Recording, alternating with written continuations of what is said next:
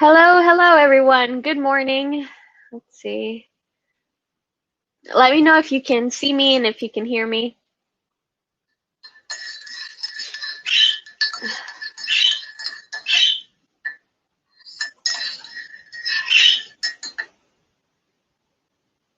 Good morning, good morning.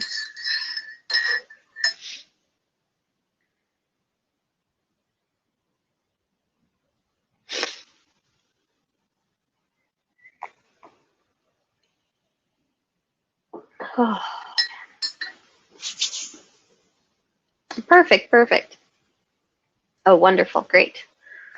It is a very chilly morning here in New York City. I'm on the tail end of a cold. I'm feeling better, but so forgive me if I'm a little low energy today.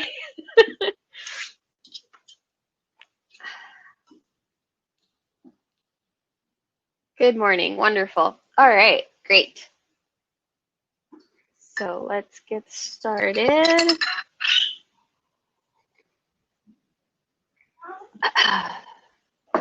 Oh, hi, Mozart. So I think Mozart wants to join. You can come over here. Yeah. Mozart, hello. Say hi, everyone. Hello. Okay. Wonderful. So let's see here. Start the slides.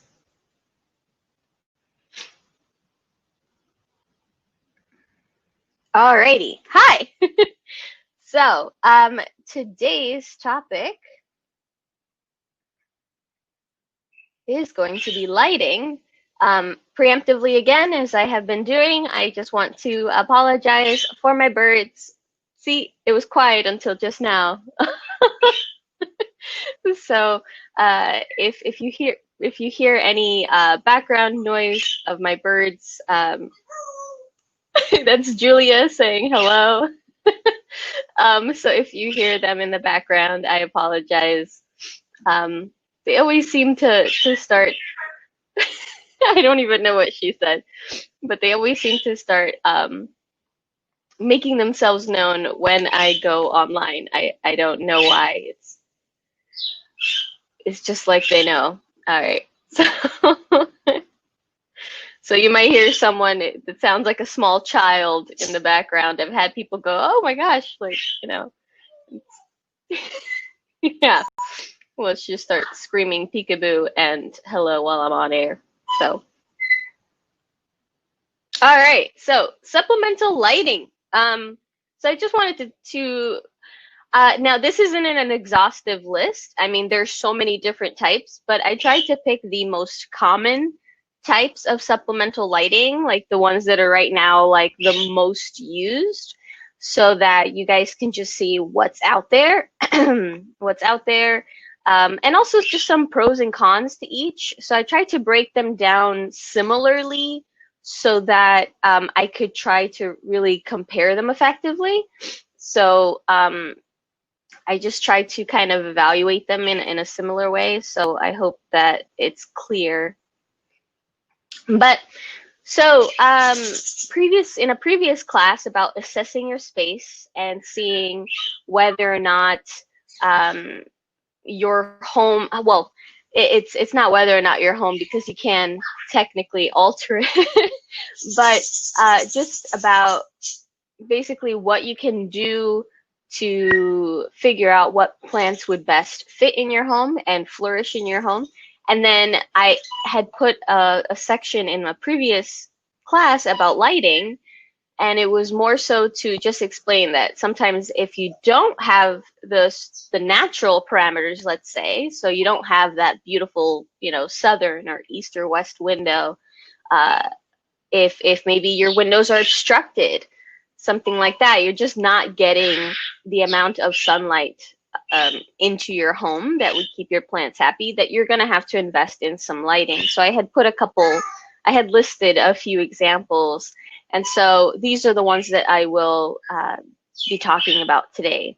So incandescent lights, which are just the typical ones we use ourselves in our house just to keep our lights on that we screw into our fixtures, and then of course the fluorescent lights, and then full spectrum fluorescent lights. So you can, there's the two versions: LED lights, HIDs, which are the high intensity discharge lights, and then HPS lights, which are high pressure sodium lights.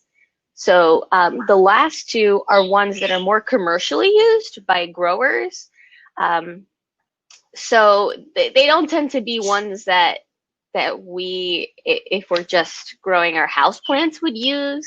These are more of the lights that would be set up for like grow rooms, if you're trying to sell plants commercially, things like that. So, but I did want to talk about them because they are so common for that in case you did want to do that, if you did happen to set up, let's say, a greenhouse, or maybe you move all your plants to your basement in the winter to keep them safe from frost, and you want to know the most effective lighting strategies. There's just so many possibilities, so I said let me just throw those in there. Let's see here. Somebody just wrote that they can't hear the audio. Is this the case? Susan.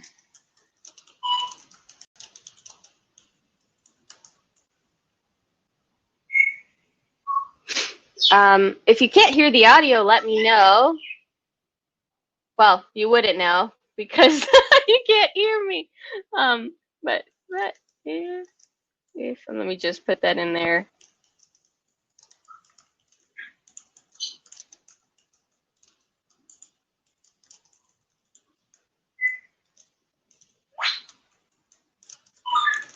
Okay, wonderful. All right, yeah, because I'm getting a comment in the chat saying that my audio wasn't coming through. All right, cool. So let us continue. So I wanted to talk about a little bit about the visible light spectrum. So light is just not light. Light is a series of wavelengths, and the color of light also kind of denotes its temperature, if you will. So you can think of it that way. Oh, well, that's how it is. So you should think of it that way. But it's the plants are actually able to see, if we can describe it that way. I know it's anthropomorphizing them, but they can sense. There we go. That's a better word than see, but they can sense the type of light that they're being exposed to, and this actually changes how they grow. And in cooler light situations like the blues and the purples, these actually tell the plants which direction to grow. These are usually the lights that are best used for small plants, for sprouting seeds, for starting them up. It's really those kind of blue purple hues, and it's literally telling, it's signaling the plant grow upwards and expand. As they start to mature, though, they would actually start, if you want to stimulate flowering, if you want to stimulate fruiting, which would happen after flowering and pollination. If you just want to kind of stimulate that process, then exposing them to higher levels of red light, red wavelengths, orange and red, is the most effective way. And so what's interesting is, just as blue light helps plants measure, well, tells them which direction to grow, the red wavelengths of light actually tell plants how long and how to measure that length of time with daylight. So it actually allows them to almost know how long these stretches of light are, and this in turn also affects them. So you will see when you start buying lights that these color hues, so there are wattages, of course, that you'll see, but sometimes it's not correlated to the color necessarily. So the color is really correlated to Kelvin. So that temperature of light is rated in Kelvin. So you might see a lower wattage bulb that's only like, let's say, I don't know, 75 watts, but it still delivers 6,500 Kelvin. And then you might see one that's 150 watts that still delivers that amount of Kelvin. So the wattages can be different, but you're really looking for the Kelvins. So for plants when they're younger, you're going to want a higher amount of Kelvins. So again, that it's going to be brighter and it's going to be a cooler light. So it's like a less temperature light. I'm sorry, higher temperature light. So it's like 6,500 Kelvin is good for younger plants. And then as they mature, you can actually drop to like in the 3,000s, 4,000s. So it's a really complicated thing that I'm still myself learning, but I wanted to just kind of share that. And just so you see, sometimes you'll see again different wattages. There's so many different options being provided for us. So I just wanted to just mention that, because this is going to change the whole thing. It's a way of how are you planning, like what are you trying to do for your plant? Are these small plants that are just starting out? Are these more mature plants? Maybe you want to start breeding your plants. You want to start cross-pollination and doing that. So you're going to end up having to know this fact, to know what kind of light you can use to stimulate them. Now, this whole process is called Photoperiodism. Phototropism is when they move towards the light. So photoperiodism, so many photo words, is this regulation based on day length.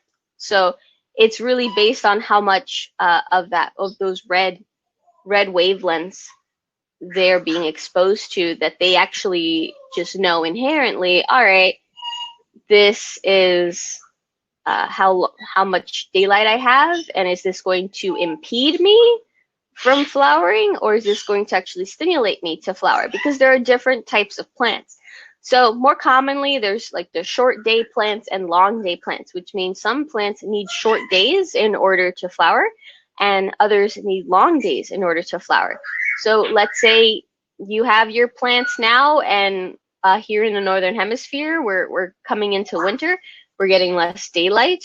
So what does that mean for us? So let's say we have our own plants that we want to keep flowering. We would have to extend that amount of daylight that they have available.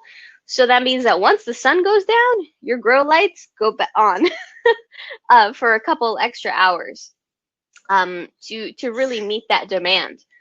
Sometimes some people will give them anywhere from 10, 12, even up to 16 hours of light per day. So once the sun is gone, or even if they're not exposed to the sun, then the lights are on all day. But you know, this is going to affect your plants. This is going to really, again, stimulate them or impede them. And what's really cool too is that during World War II, scientists were actually doing an experiment on different plants. I think they were using soybeans, and they were trying to see how they could stimulate them to keep them from flowering, so that they'd keep putting out growth, and therefore in turn, when they were to flower, there was going to be more flowers. And what they actually did is that they learned that by interrupting their night cycles, so that, let's say, so the sun goes down, the lights are off, and now it's just complete darkness. So the plant goes into that, you know, night phase. they would then turn on the lights and turn them off. And this actually was registered by the plants, and then this would actually keep them from flowering. But it's the opposite. Let's say for irises are another example where the commercial growers learned that if they're long day plants, and so they learned that if they interrupt the night cycle by turning on the lights for a few minutes and then turning them off, it tricked the plant into thinking, oh yeah, I just got light, so they think there was a longer day, and then actually causes them to flower. So this is how these growers can manipulate things, and even things like chrysanthemums and stuff, how they can get them to be flowering and stuff, even when they wouldn't be flowering outside in the wild, but then they're commercially available. So this is a peek behind the veil there, that how commercial growers actually will do this, and so they will actually manipulate it. Now, there is a great book that actually talks about this. So when I was doing this, I said, oh yeah, let me make sure. And this is where they were talking about World War II. So let me just stop the slide presentation for a second so you can actually see. This is I've read this book. I'm going on 3 times now. So I have all my little pieces of paper as my bookmarks.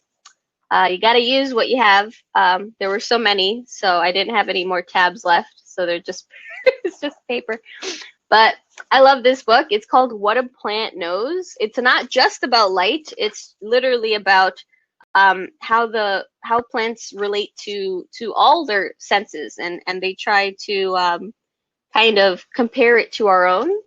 So how they perceive the world, how they how they react to stimulus. Similarly to us. It's a wonderful book. I definitely recommend it. What a Plant Knows. I'll write that into the chat.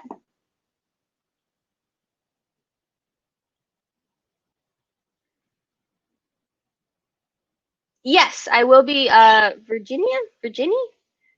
I'm not sure if I'm pronouncing that right, but yes, you will get a copy of the PowerPoint. I will put my email here as well. I do send out an email, but if for any reason that is my email, if you would like to request them, you can request it in the chat as well, and I can send it to you straight. I mean, I'm still going to send it to everybody, but if you just like to get it, and let me see, and the book is called What a Plant Knows by Daniel. Let me make sure I write his last name correctly. Chamovitz. What a Plant Knows by Daniel Chamovitz. I definitely recommend it. It's, if you want to get to know your plants a little bit better. Highly recommend. But let me put this back. Yes, so I just wanted again to mention that, because you can manipulate your plants this way. So you can end up having them fruiting in the middle of the winter if you wanted to, if you just set up their lighting that way. So it's really neat, because you can create your own little microclimate if you are able to. If you can meet the heat requirements and the light requirements, you can trick, technically, so you trick the plant into thinking it's still in the growing season. So but know that this can be quite exhausting to the plants. You do want to let your plants rest, if you will, if they some plants require going into dormancy to stay healthy. So do your research. Some plants, let's say like aeroids, things like that, they don't go through winter like that. It's not as it's not a strong winter, so they do have peaks and drops in temperature, but for the most part, they have a nice stable microclimate, so they don't mind it being given an extended growing season. Oh, Sophia says she loves that book. Yes, it's such a good book. It's such a good book. It really changes the way that you see plants. And what's beautiful too is that the author, I'm gonna put here, um, created a free Coursera course. So free. So if you've never heard of Coursera, they offer like free college courses. And the author actually created a free course that goes with the book. It's great. There's like discussion boards, and there's video of him, and he's actually teaching. So he's teaching you the book and giving you supplemental information. Highly, highly recommend. It's a great way to go over what you read. And again, you get supplemental reading, so that's always good. So again, just wanted to bring that up. Now, there's not just short and day plants. There's also natural day plants. That means, or it's also called day neutral plants, where it really don't care how much light they get. It's not going to keep them from going through their life cycle. So they're not really affected by either or, by losing light or getting more light. They'll just keep on a steady pace regardless. They'll make energy when they can and rest when they can't, kind of thing. They really don't get very affected. But the majority of plants tend to fall into the short or long day categories. Those are just some fun facts for you guys. But so why use artificial lights? So I already kind of touched on this moments ago, but if you happen to live in a place where maybe you live in a basement or a sub-basement, if you live in a place where there's obstructed windows with all the construction going on, sometimes you'll have a gorgeous window and a building goes right there. So yeah, so they end up doing that. Can you repeat the name of the plants? Oh, well, I said the soybeans. Soybeans were a short day type, and the irises were a long day type. And that meant that they need a longer day to flower. And with the short day plants, yeah, they by exposing them to light in the middle of the night, it actually kept them from flowering. So again, with the so your location, so also your exposures. So let's say you have only northern sun exposure, like you're only getting exposure from the north. That's not very strong light. That's the gentlest form of light. It's just not going to be strong enough to keep your plants happy. Also spatial restrictions. So let's say I like to bring that up because sometimes you have furniture. You have things that are put in certain places that let's say they can't be moved. They're either part of the construction, or they literally can't be moved. The couch couldn't be placed anywhere else. So therefore, you can't put your plant there. Also, if you have heat, if you have your heaters, the AC unit, then the ventilation units, so that's not going to be good for your plant. So if you're stuck in that place where you really want to have plants, but you can't keep them by your windows for whatever reason, you're going to end up having to get artificial light. That's the only way to be able to have live plants. So I wanted to throw that in there. And then seasonal changes. So again, you're entering winter, you're going to be getting less daylight. So you're going to need to supplement that. And so I know, I think my little image is blocking that word, but starting, that's the word that's there. It starts with an S. Starting your plants early. So let's say you want to start your seedlings early so that they'll be more resilient when you are ready to transplant them during the growing season, or even outside. You want to, let's say, put 4 or 5 inch tall tomato plants out during the growing season. You don't want to start from seed in February or March. So you want to start them a bit early. You want to get them kind of going. So you can do that too with artificial lighting, and also extending the growing season. So if you have certain plants, if you want to keep getting tomatoes into the winter, let's say, then you can just keep supplying them with that energy, keep that temperature from dropping too dramatically, and you'll still be getting tomatoes in December and January. So you can do that too. Now, potential issues. These again this is not an exhaustive list, but just couple things. So one is, sometimes in some cases it's going to be a high initial investment. So the initial cost of buying the lights themselves. Sometimes it's not the bulbs. Sometimes it's just the fixtures that you need to run said bulbs. So that might be the high initial cost. So you have to kind of weigh that. In some cases, they'll end up paying for themselves. But sometimes if you don't have, you know, the funds to buy, let's say, a more high quality, high end type of fixture, just know that there are inexpensive options. Increased energy costs. So to bring that up, yes. So if you do have, you know, you're going to be turning on more lights, and so the higher the wattage increase, the more cost to run them. So be aware of that. Also, increased risk of burning plants. So this can still happen with sunlight. Sunlight is still very capable of burning your plants. But there's just a slight increase because now you're having this light being emitted very close to your plants. In some cases, 3 to 4 inches above your plants, sometimes a foot. The better the lighting, you can even have it a couple feet above it.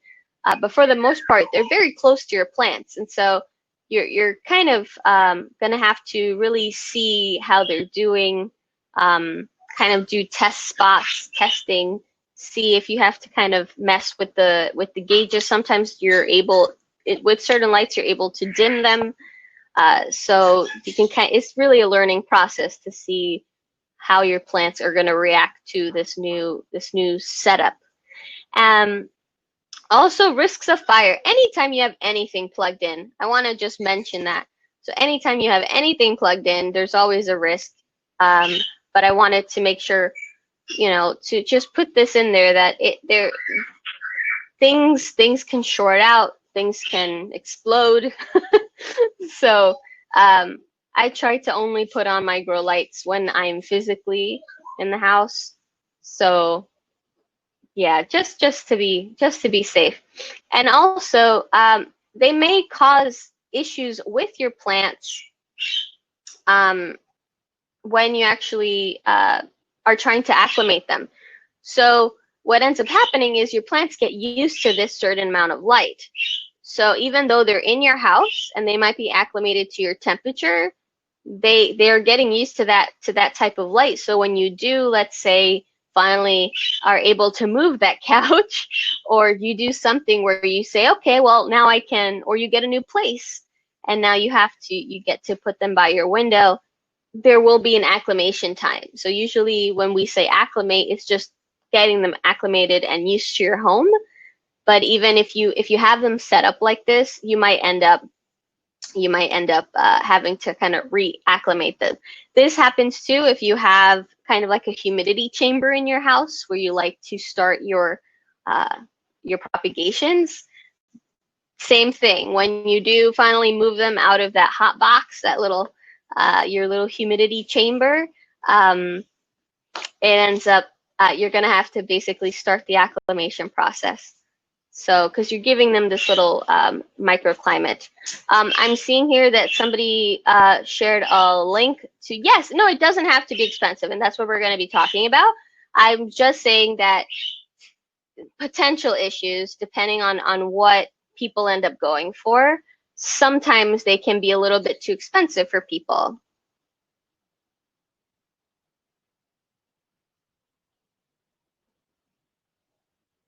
All right, so incandescent lights. So incandescent lights are the lights that we tend to use to light up our rooms.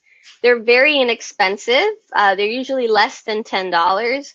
The usual wattages that you could safely use with plants, anywhere from 60 to 120 watts. Now, the issues here, well, I'll say the pros first. I'll start off with the good news and then. So, again, they're cheap. So they're cheap. They do give off more of the red in this visual light spectrum and those wavelengths. So you can actually use both fluorescent and incandescent to kind of balance each other out. But they're good for low light plants. So things like Photonias or let me see, like ferns, Sansevierias, things like that. They might be just enough. So this is how sometimes in certain offices they do also, plants can survive, like pothos can survive with fluorescent lights, but they can also survive with just getting incandescent light. So those offices with no windows that have plants. Even Dracaena, well, Sansevieria is now reclassified to Dracaena, so it falls in there. And it'll be just enough to keep them alive. So they'll be okay. They won't be flourishing, but they'll be okay. They'll be living. Now the cons is it's not strong enough to promote a lot of growth. You might get a lot of leggy growth. You might get your pothos vines might, let's say, grow really long, but the spacing in between each node is going to be bigger. So you might see that. So they kind of look a little scraggly. And now they give off excessive heat.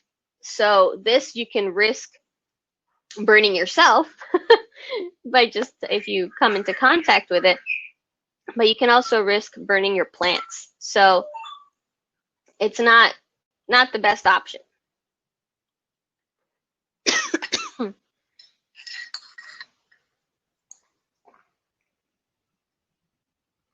Wait, all right. Now, fluorescent lights. So these you can buy as tubes. You can buy them in like these compact spiral type bulbs. These are very inexpensive. They can, as I mentioned here, they can work in a wide range of species, and they run pretty cool. So they don't give off as much heat as, let's say, incandescent lights. However, the bulbs themselves can be very delicate. So this is a potentially dangerous thing because they're actually they have mercury in them. So then this could be very, very dangerous if you do end up accidentally dropping them. If the bulb for any reason were to pop, if you were to bump into the fixture, for instance, things like that. So just you have to be careful in that respect. You also can't, well, with all bulbs, you can't just throw them into the garbage. You have to recycle them properly. Sorry, my cat is like trying to get up on my lap. Come on. So you kind of have to just kind of weigh those potential issues. Now, they might not be as readily available in stores.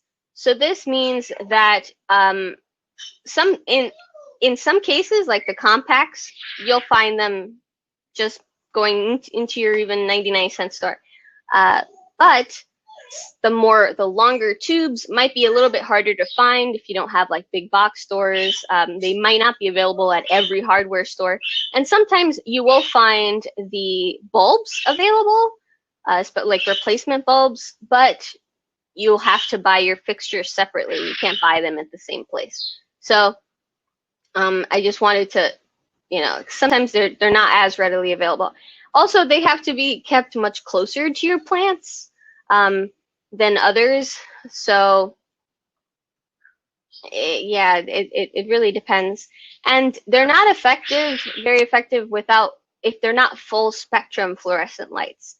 So these fluorescent lights, so they tend to have more of that blue light. So they can't really carry your plant through its entire life process. So it's Julia. So it's much better if you have full spectrum lights. So these are going to be much more effective. They're more balanced out. They're much more effective at balancing out that growth of having that full scale of that full spectrum of light, and it's going to help bring them through these all life stages. So not only will it help with small seedlings, but with plants that you want to stimulate to flower and even give you fruit or give you seeds. So full spectrum is wonderful.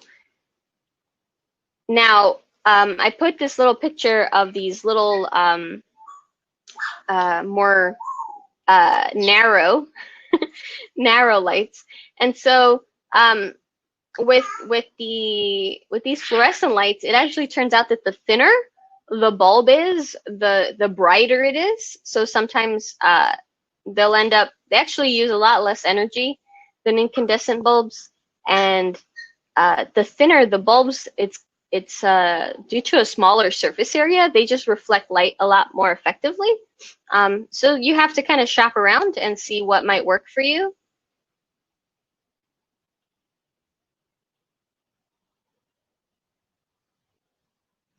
Let me see here. Oh, thank you, Myra. Okay, I'm just seeing some small footprint. Yes, yes.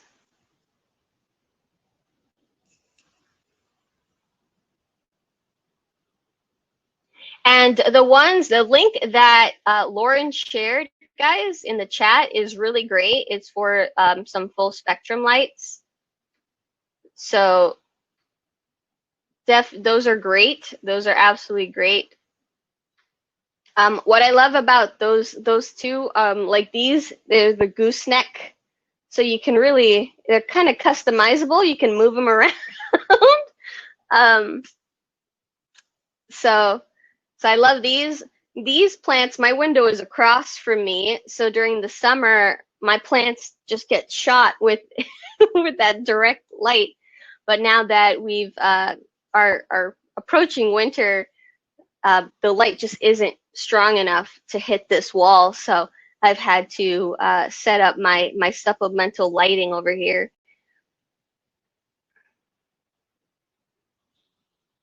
So LEDs. This is an example of LEDs, and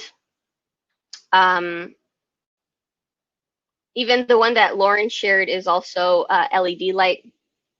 So you can get some full spectrum options, but I was reading that apparently they're already basically full spectrum.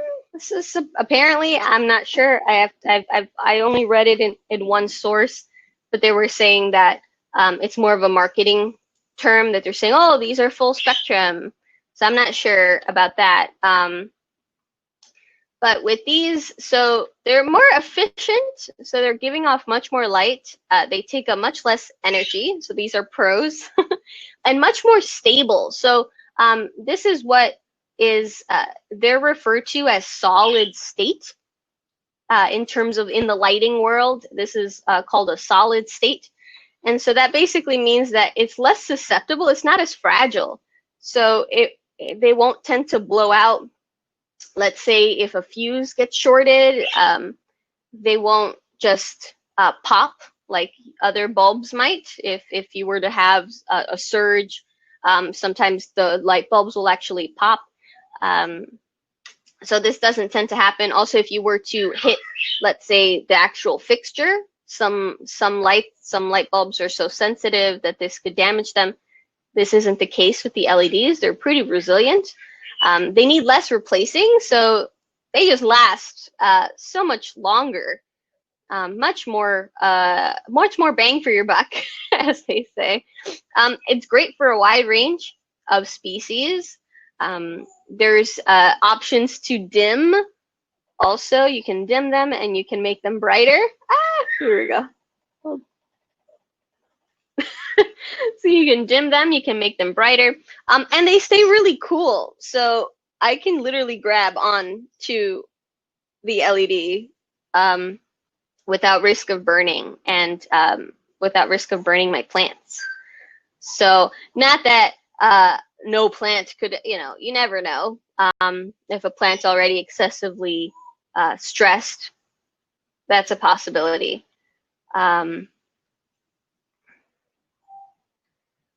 And Lauren was saying, yes, agree about moving them around. Yes.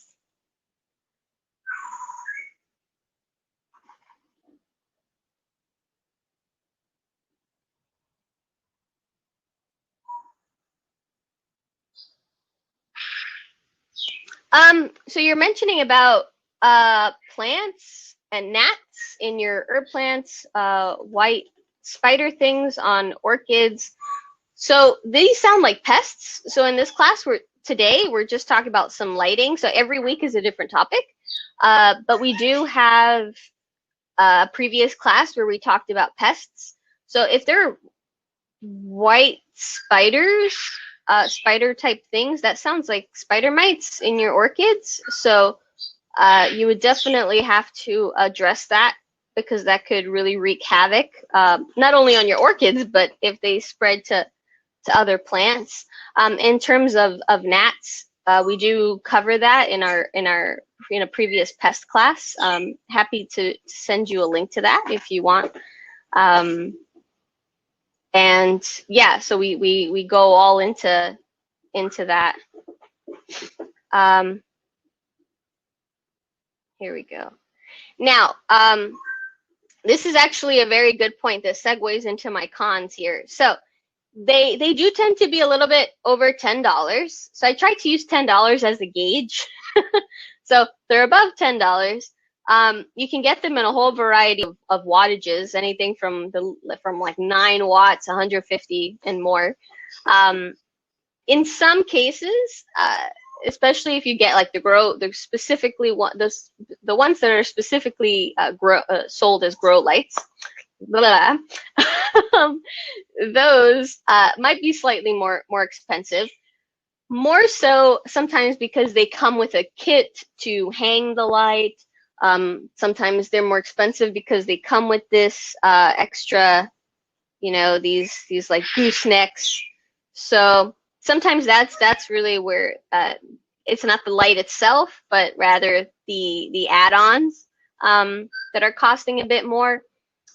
Now they make I'm because my little image is cutting it off here, but it says makes visibility difficult. So this is the issue with LED lights. So sometimes, especially with the full spectrum ones that give off that like pink purple light, what ends up happening is that they end up obscuring your vision. So sometimes it's too bright, they'll wash it out, or with that pink, you're less likely to see that you might actually have a pest problem, because you're not able to see that contrast of green. So everything kind of looks very uniform and looks really like perfect. But if you were to put on regular light, you would see that maybe you have yellow leaves, you have webs on the leaves, things like that. But you can't really see them when you put on these like the full spectrum LED lights. It really washes things out.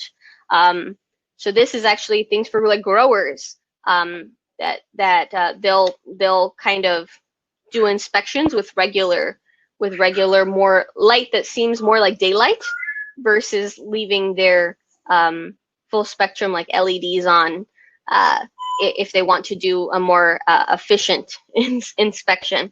And sometimes these LEDs might not be as effective during the flowering stage.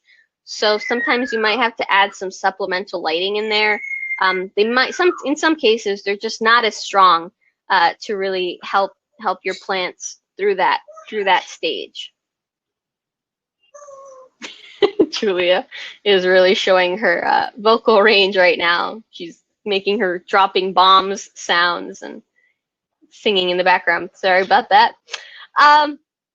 Now, these are this one and the last one are the ones that are more used commercially.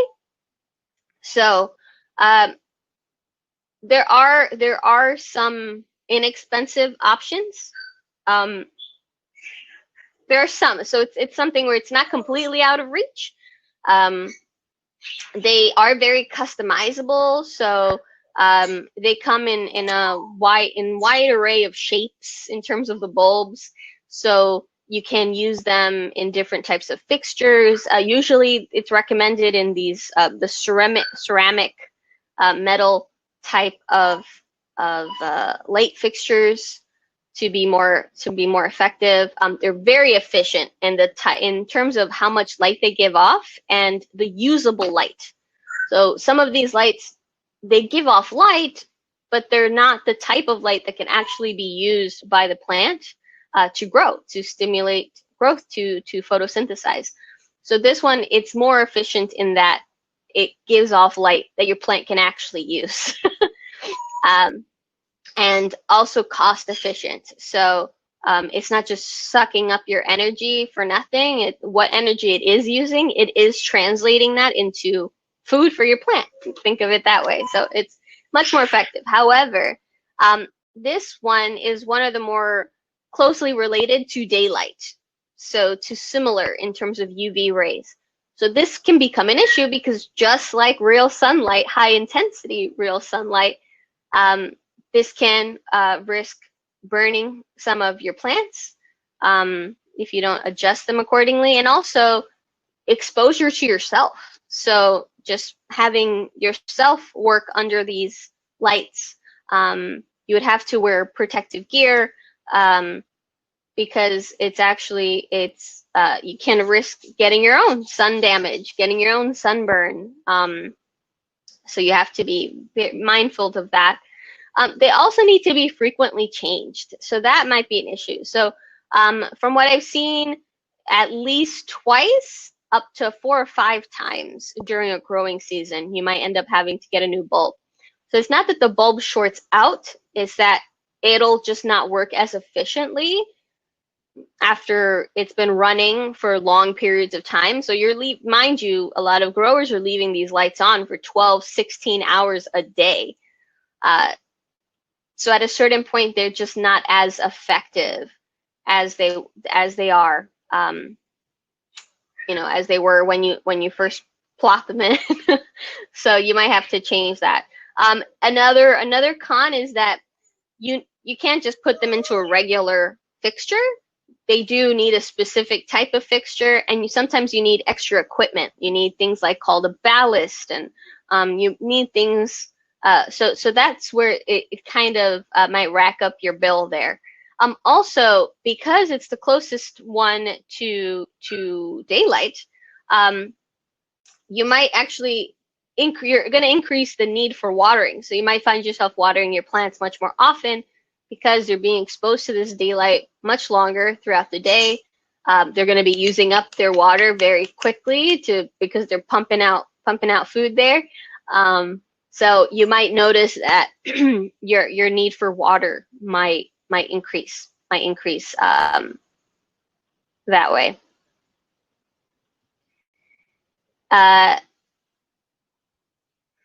So now the high pressure sodium vapor lights, which are the HPS lights. So this is the last one I'm going to talk about. And then I'll get to your questions here. I'm seeing some questions coming up in the chat. So again, this is the second lighting structure that tends to be used by growers more commonly. And what's interesting is that a lot of growers will start off with the high intensity discharge lights to just kind of start off their plants, because it gives off a lot of that warm light, that blue and purple. And then they'll, towards the end of this cycle, they'll switch on the sodium lights, because they give a lot of that orange red type of light. So yeah, so they'll kind of they'll integrate both into their growing season. So just like with the high energy discharge lights, so high intensity discharge lights, they do have mercury in them and sodium. So the high intensity discharge lights also have sodium in them. And the sodium vapor ones, so this is not something you want to be breathing in if you break. So just keep that in mind. They're very efficient. So again, the energy that they're putting out, most of it is being used by the plant. So it's not just wasting energy. I guess a good way to just like for instance, an incandescent light. So let's say 100% of its energy, right? 10% is actually being put into the light that we see, into the light that the plant perceives.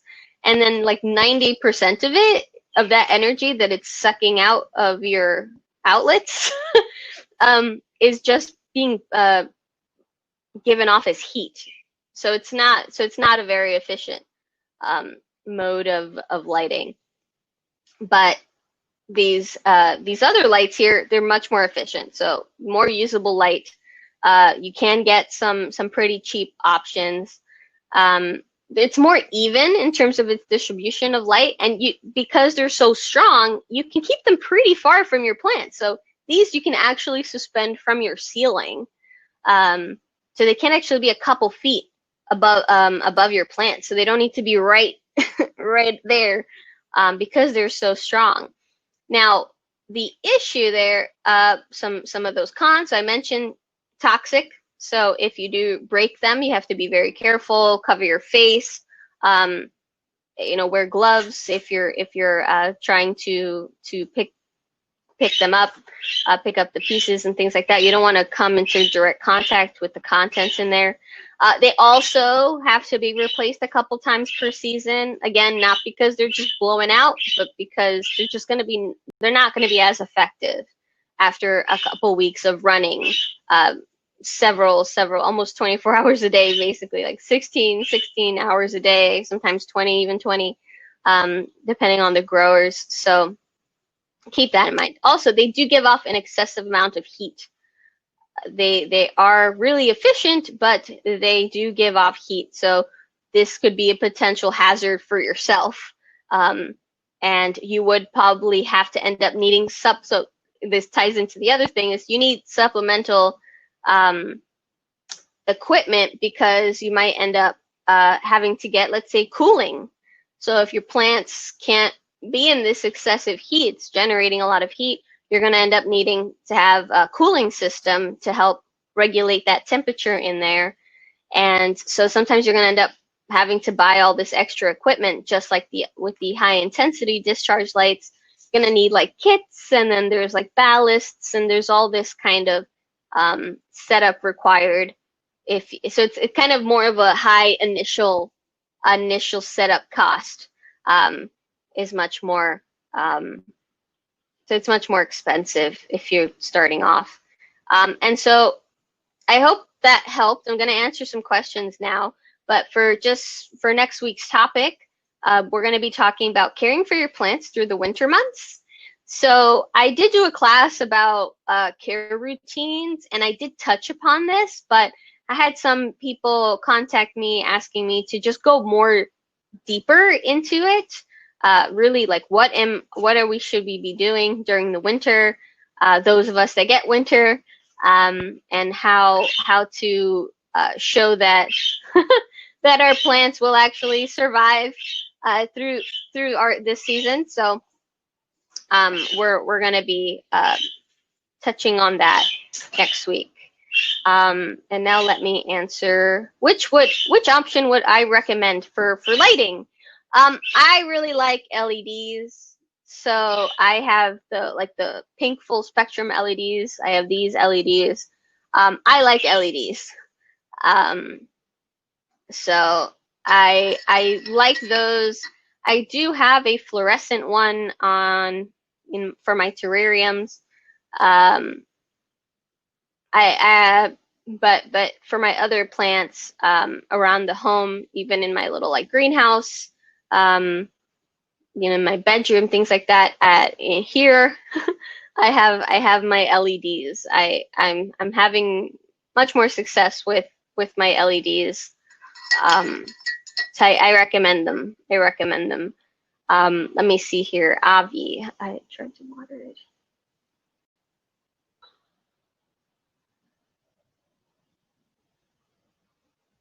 Lily was asking about her peace lilies, that they all died and that it might have been underwatering.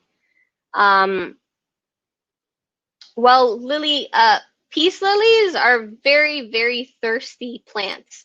They definitely let you know when they're thirsty. They're very dramatic, so they'll even because that water pressure, they don't have enough water, that turgid, that turgidity. They don't have that enough water pressure to stay upright, so they start to kind of lose their shape, and they'll droop. That's what it is.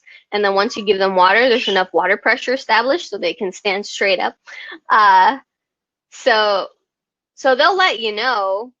But if you think it was underwatering, just really, really look at them, and when they start doing this kind of drop, then you can water them. They really do tell you. Doug, for cooling plants, what do you use? Fans. Yes. yes. If it gets too hot in your home, fans are definitely good. The issue with an AC unit is they really dry out your air. So they really just dry everything out. So I prefer not to use that. But in some cases, for big facilities, they'll use big fans. Sometimes they'll use this a ventilation system to cool the air. So that's but yes, if you're just for your home, fans are a pretty good way to just kind of disperse that heat and keep it a relatively much more comfortable temperature. Have you ever done on food fertilizer?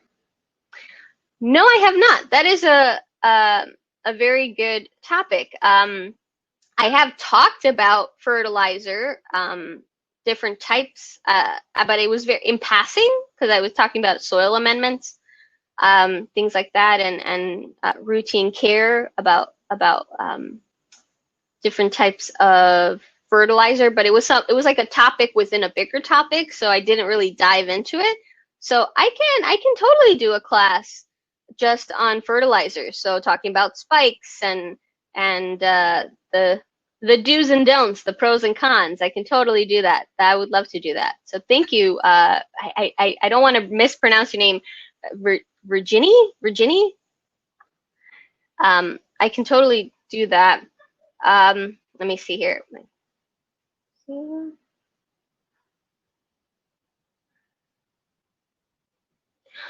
With peace lilies, so sometimes they're just getting those parameters in the greenhouse that makes them want to flower, and they do this lighting manipulation to get their plants to flower. So I would say, Maria, if you want to kind of stimulate your your peace lily to flower, you should experiment with red wavelengths. So I'm not sure whether peace lilies are short day or long day plants. So what you can do is you can look that up and then act accordingly. So so again, with long day plants, if in the middle of the night you expose them to light and then just for a couple moments, and then turn off the light, it'll stimulate them to flower. So this is how they get irises to flower when they want them to, when the farmers want them to.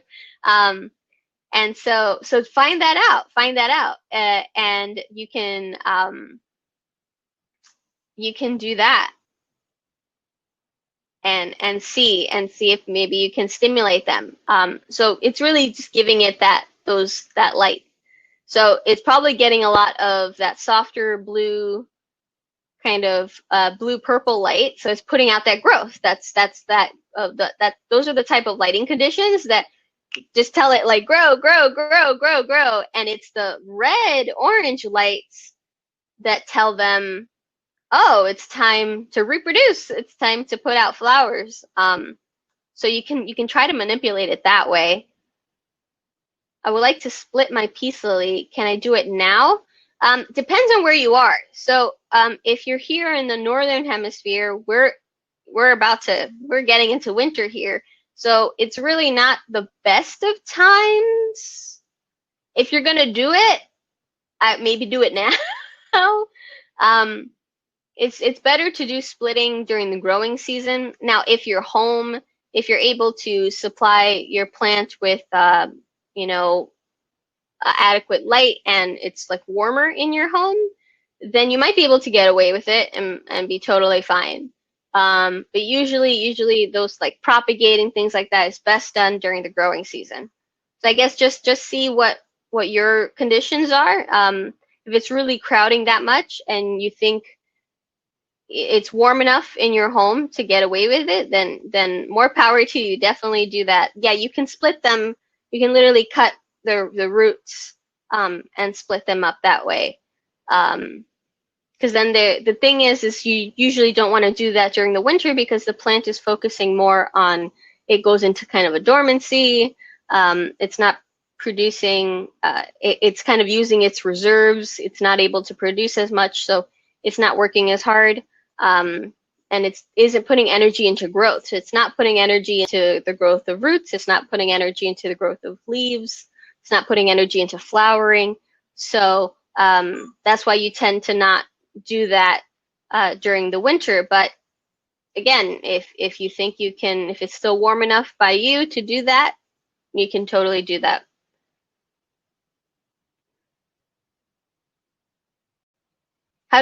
Peter, how do I register for next week's session? Is this a recurring? Yes, every week. Every week, Mondays, 11:30 Eastern Standard Time. Yep, we're here every week, different topic every week. And if you registered, let's say for this one, then you end up getting the email that tells you about next week, and then it has all the links to previous, it's like a sheet that I made, so with all the links to previous classes. My email is in the chat as well. If anybody wants to just email me directly because you just want me to send you maybe one class in particular or anything like that, feel free to email me.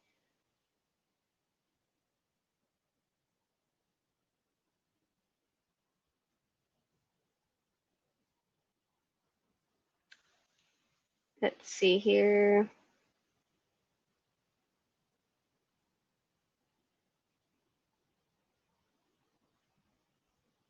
Somebody, Avi, is asking about the pothos.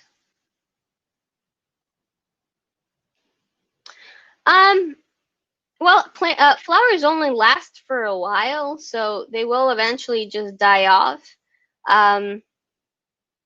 And 5 to 6 flowers in one peace lily is a lot. So putting out flowers the energy of the plant is really being channeled into keeping those flowers happy, healthy, and out here as long as they can. So sometimes they just especially if they start to die at all around the same time, but then your plant is still happy and healthy.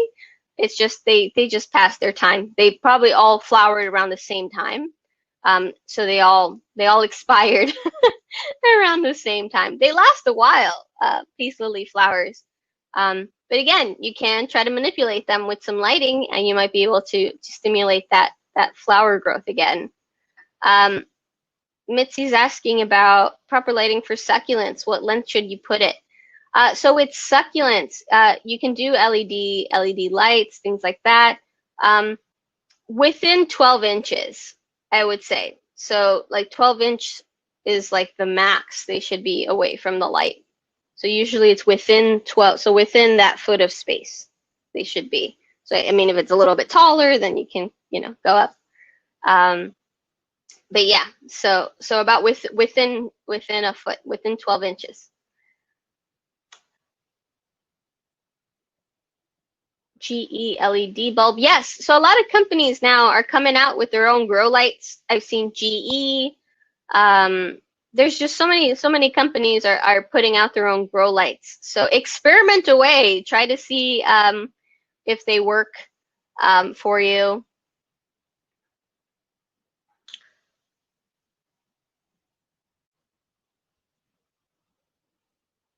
Yes, there's somebody talking here, Avi, about lights, and that if about getting too hot, that they could potentially catch fire. So be wary of that. So sometimes if they're getting too hot too, think about that the actual wattage might be too strong for the current fixture. So some fixtures can only hold up to a certain like max wattage. Usually it says within the fixture, it'll say like 100 watts tops. And so if you're using 110, 120, 130 watt bulb in this fixture, it's working, but after a certain amount of time, either the bulb can blow out, it can blow up, or the fixture itself can get severely damaged, and it's going to get very hot, and then you're risking a potential fire. So always check that your fixture correlates to the wattage of your bulb. And again, they usually have a sticker on the inside that says like, warning, don't go over this certain amount of wattage. So just check there.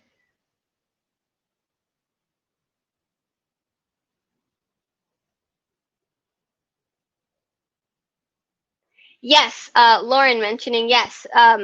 So with these, yeah. So different colors will mean different things. So when you get your bulbs, try your best to get full spectrum.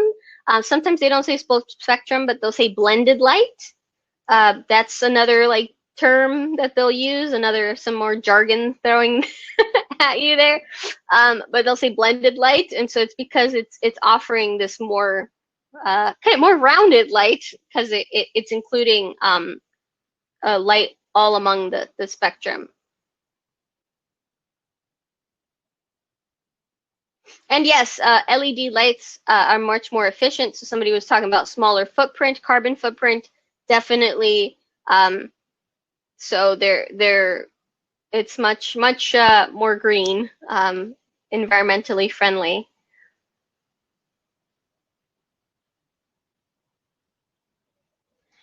Mary was asking about recommending best plants for a south-facing window. So this is very strong light. So a lot of cacti and succulents tend to love south-facing windows. They'll be very, very happy with you.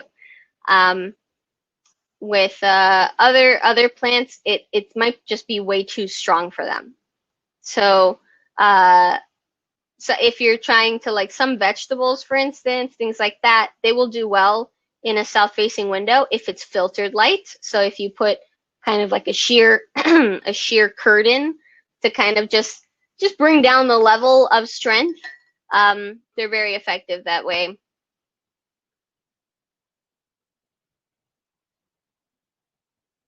Just looking at the chat here.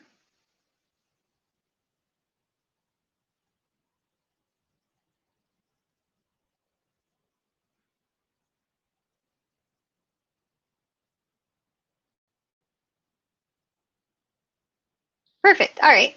So,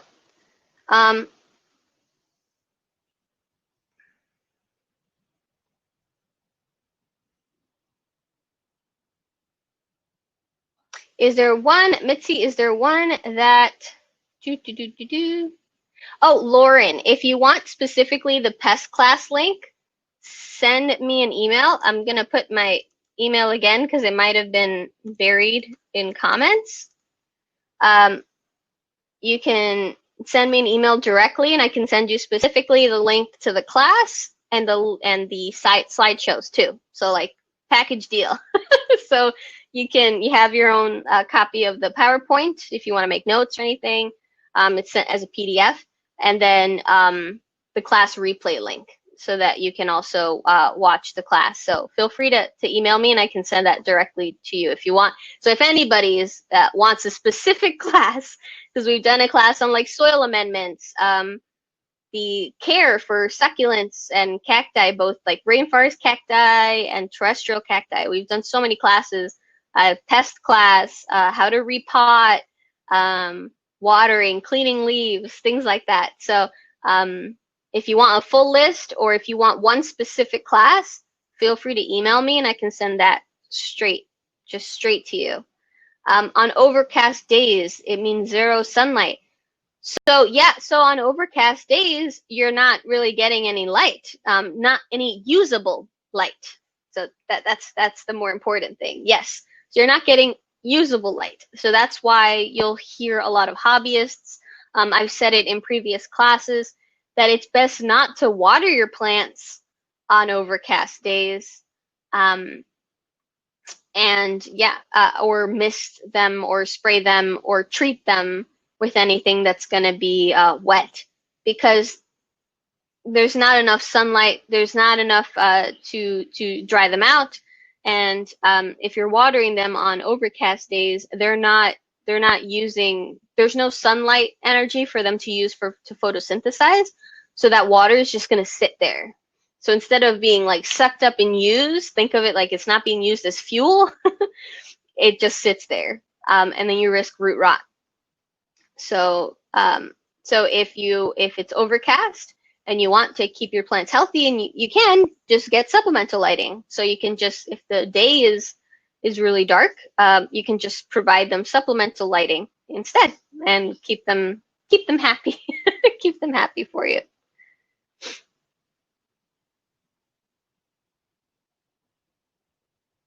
Oh, great. So Mitzi, definitely. Oh, one particular light you can get for a room with succulents.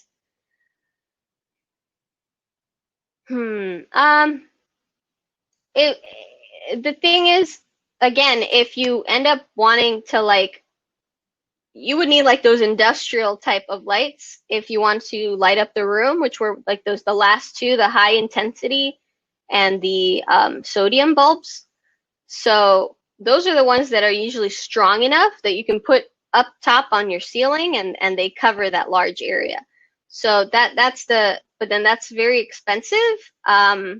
They give off hot, it's a lot of heat. So then you'd end up, so that's not like for an apartment.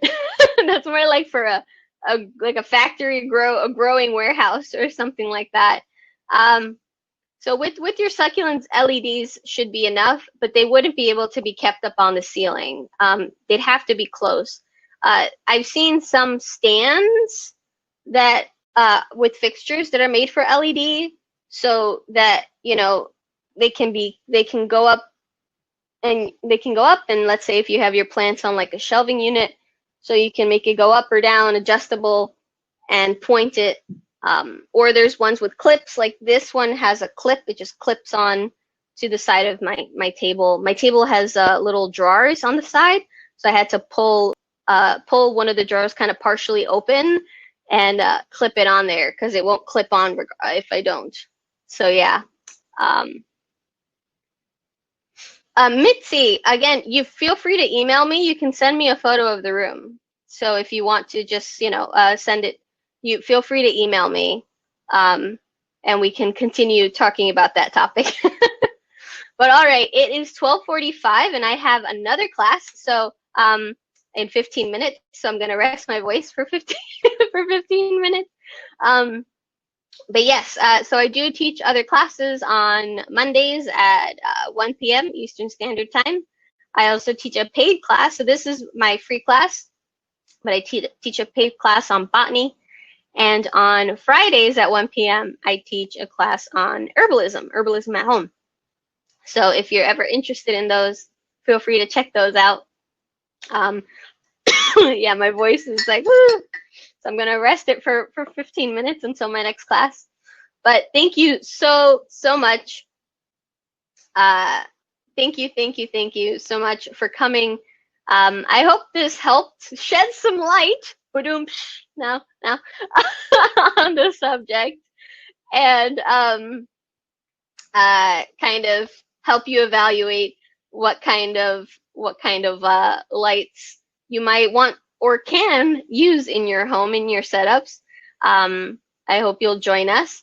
Oh, quick question. What is herbalism? So herbalism is the use of plants.